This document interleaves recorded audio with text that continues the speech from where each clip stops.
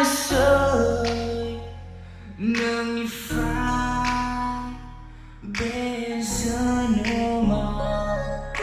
gương mong là nó rơi nâng như phai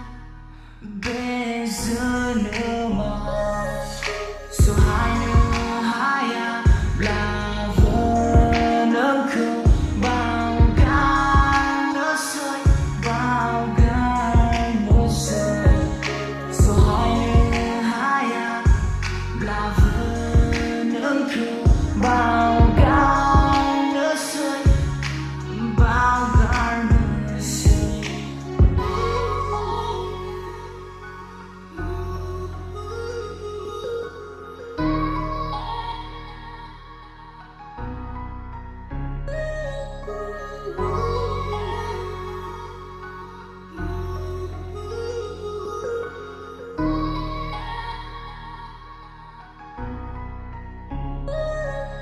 cứ ra nó rơi nâng như phai bây giờ nữa mà cứ mong là nó rơi nâng như phai bây giờ nữa mà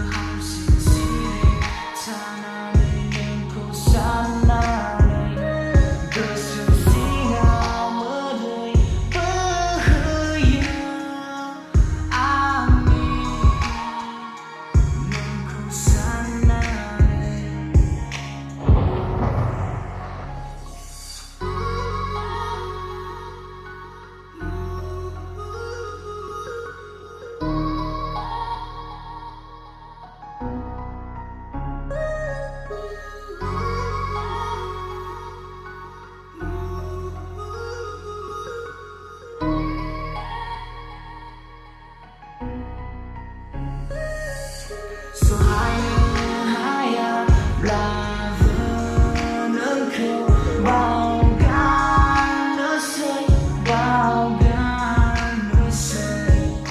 số hai à